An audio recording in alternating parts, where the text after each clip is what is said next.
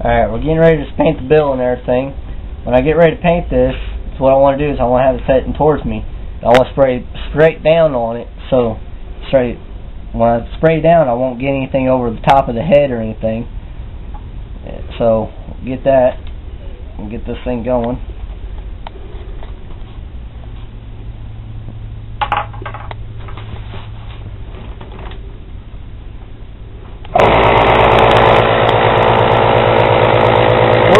You always want to make sure you test it out until I got a really good fine line on it. So I'm afraid straight down, like I said.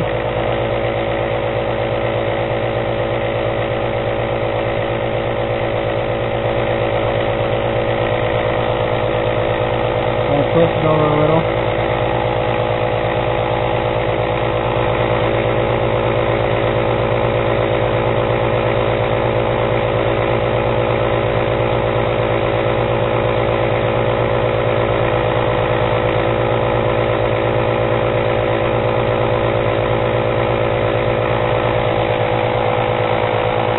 Real nice good coat on it, so I like it, and I think that'll work real good for me. I have to do a little touch up over here.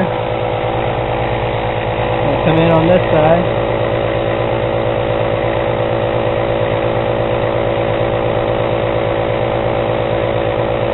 I think that'll do it right there. Now we can get ready to do the next one. Alright, we're going to get ready to do our next coat. I've already mixed the paint up and everything. Because what we're going to do, we're going to coat the bottom of it again. So we want to leave it this color. So we're just going to coat this over again. Get all set up here.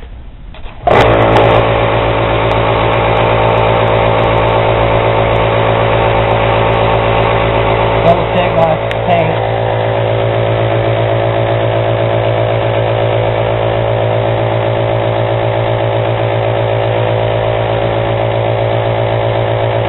Got the consistency of what I want in there. Okay. Now I can spray the bottom of it.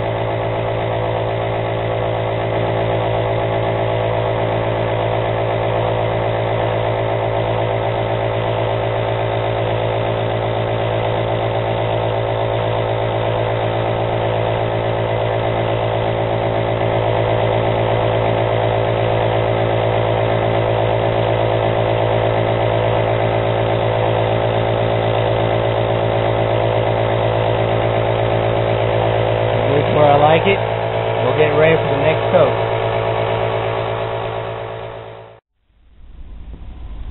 Alright, I've gotten my next color made up and everything. We're going to put a couple of orange spots on the belly. So we'll get that done real quick. We're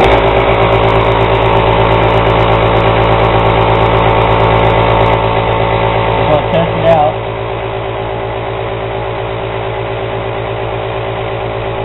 If that's the way you want it. Come back.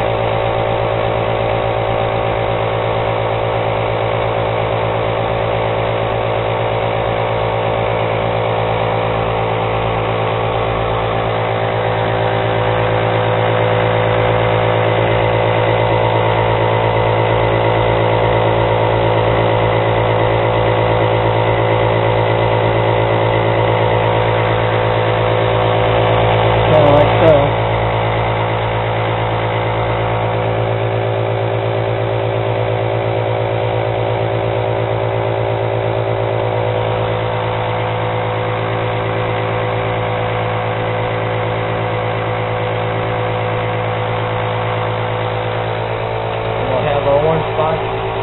Got our orange spots and everything on there, and now we're good to go.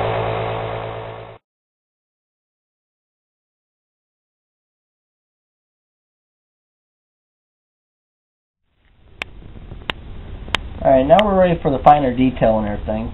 I've taken a piece of paper that I'm going to use to help do the eyes. I put a mark on it, a big mark right here, for the center of the lure, which will run down the center of my back here. I do little spots on the paper, as you can see, about roughly about a 3/4 of an inch down, because due to the fact I lay this on here, put my mark about center, fold it down, and I've looked at my paper and everything. That's about 3/4 of an inch down is about where I thought my eyes would look good. It's really just preference of the person where they want their eyes at. 3/4 of an inch looked about where I wanted it. So I pull it kind of tight and everything on both sides, making sure that I'm still dead center and everything. Got this pencil here. I just take and do a little bitty mark where my eyes are going to be on each side.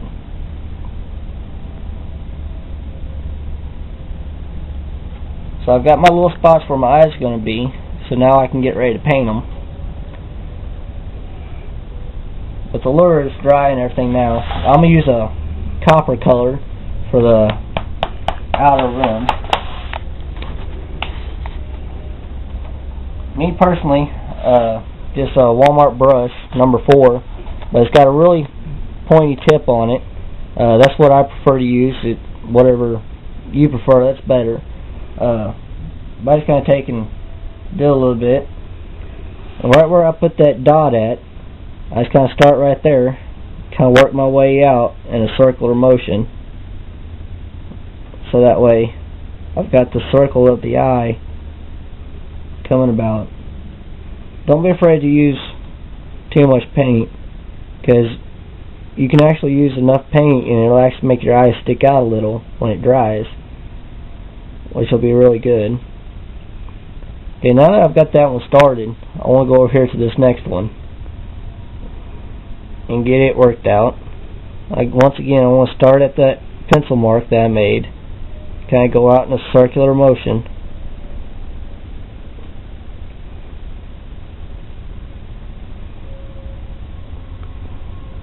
And the size of the eye is actually up to you, depending on what you think the lure is going to look like and everything. Me personally, I kind of like the bigger eyes, so I'm going to come out a little bit more on it.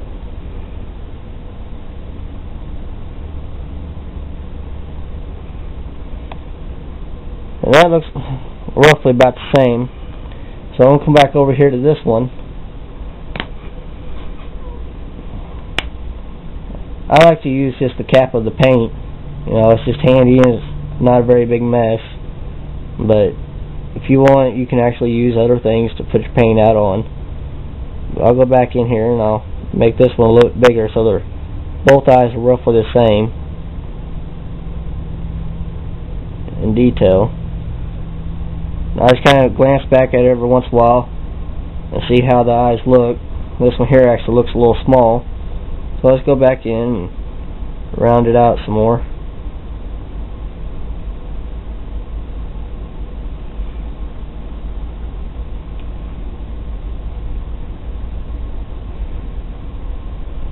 So eyes look like that on both sides.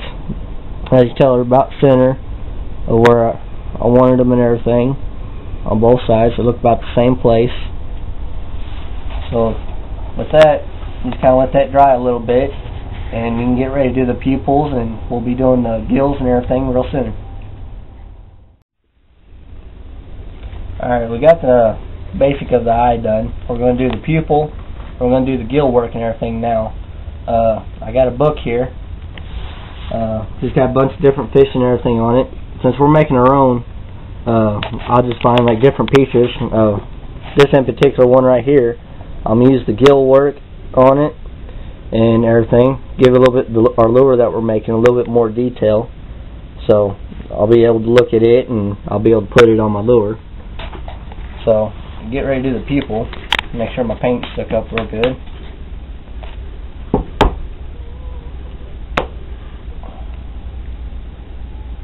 With the pupil, you know, you want it kind of big but not overpowering, so I'll just kind of go to the center of what we've already done, do my little dot there, and I'll just kind of work out from it, make it a fairly good size in there.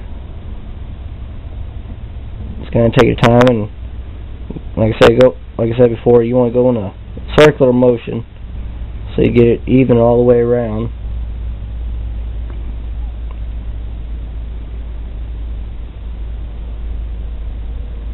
So that way it looks more like an eye and everything.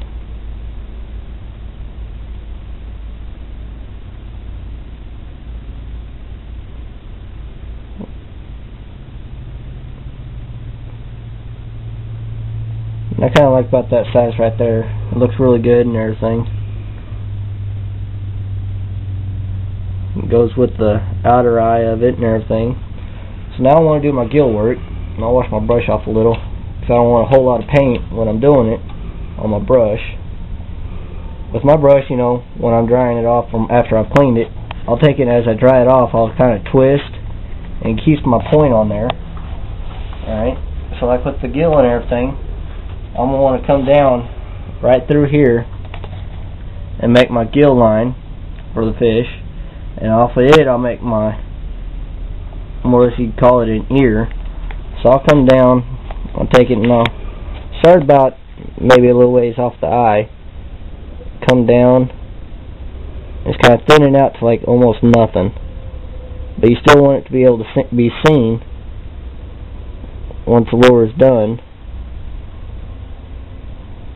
So just kind of come down a little ways. Okay, I got that basic part in there where my gill's going to be, so I'll make my ear off of it. So I'll come back, kind of go down a little ways, and bring it back. With the ear, you want it to kind of float back into your other one. So I just kind of do a light line to where I can see it. I kind of want it a little big.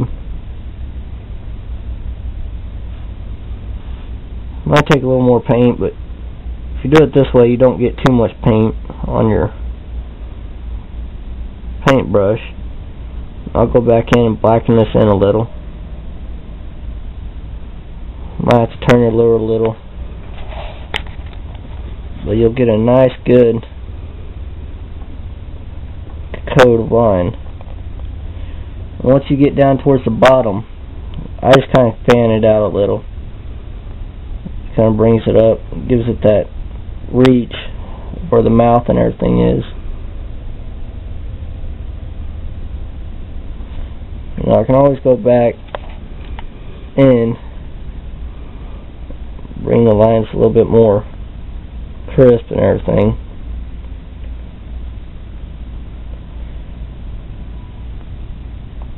With this line right here, you know, it's kind of a thick line on my picture. So I'm going to come in and just do a little fat part right there. So it gives a little bit more detail work and everything. So you got kind of a gill look in there. And it looks really good and everything, as you can see. So now I got this side. I'm ready to do the other side. So I'll flip the lure over. And I'll get ready to I gotta do my eye on here. So once again, I'll start in the middle of it. Just kind of put me a little dot there where I want the center of it to be. Work my way around. I usually try and give maybe half of a 1/16 of an inch all the way around with the other color. And that usually makes the eye look really good. But in order to really tell if it's right, so once you get it done, you flip it over and everything, and you can get ready to do your next gill. And so now that we got that, I can come down about the same distance and start my next gill.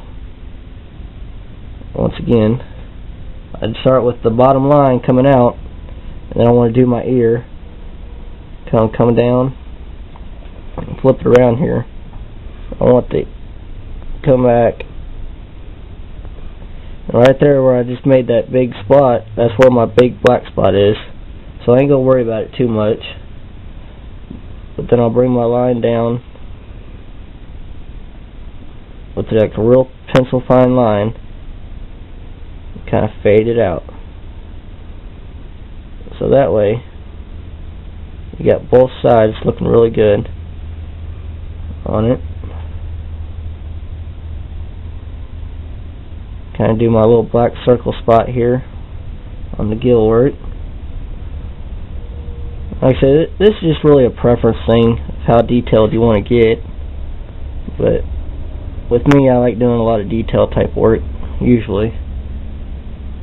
So I try and give the fish a better look into it. So you've got the gill work on that side, and you've got the gill work on that side. And I'll look back at it, make sure it's about even on both sides. Kind of hold it back and find out where your spots are, and there you go. You'll be let that dry, and you'll be ready for the next step.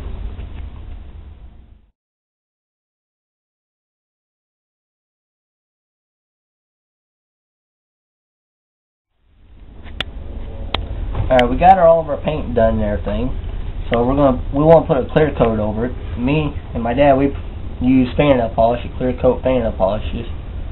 Really, we haven't found anything else that works a whole lot better. Works really good for us. So we usually like to do about 4 coats on it.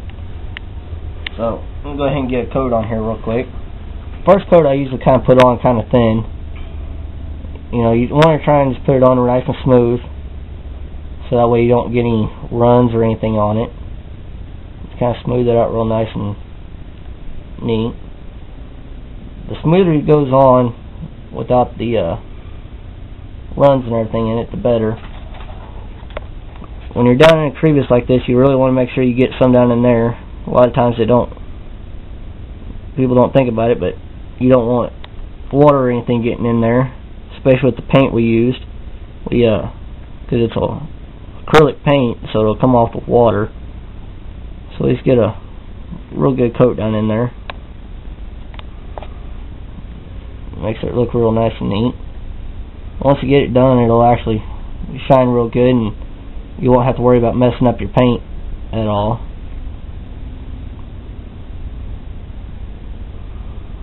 Something you want to watch out for is the way you hold it and everything, because if you get too much on there and you hold it just wrong, it'll put a run in it. So I always go back over it after I've got an area done, so that way I know there ain't no runs in it or anything like that.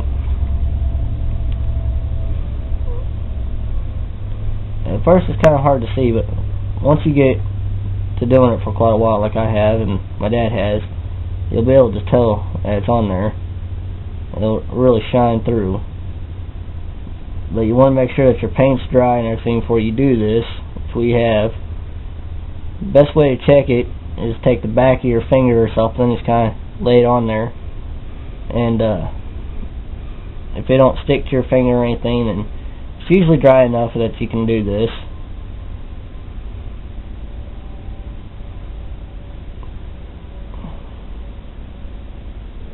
But it's a really easy job.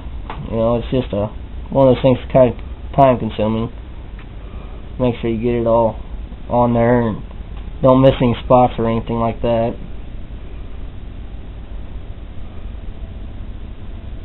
When you get like a big glob, it's kind of better if you kind of move kind of fast, because some fingernail polish will actually dry really fast.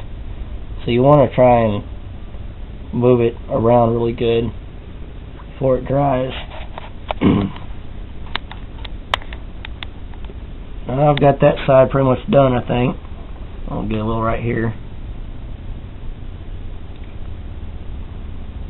I'll move over to the other side. Get that other side time to dry while I work on the other side, so I can get ready to put my next coat on and everything.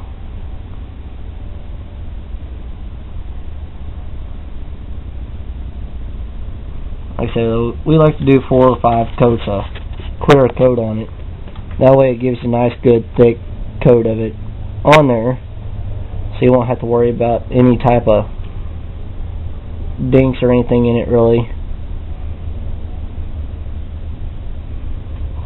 especially when you get that big old fish on there. So I'm hoping you guys will catch it when you guys make your own. You won't have to worry about having your lure messed up to where you got to make another one, unless you really want to. I mean, it's a really fun project and everything, and you can really go with whatever you want, make your own design and everything.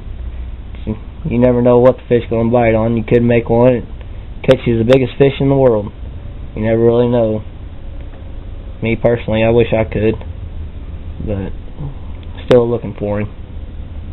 I've got some pretty good ones, but it all just kind of depends on where you live and how you fish, what kind of fish are out there. But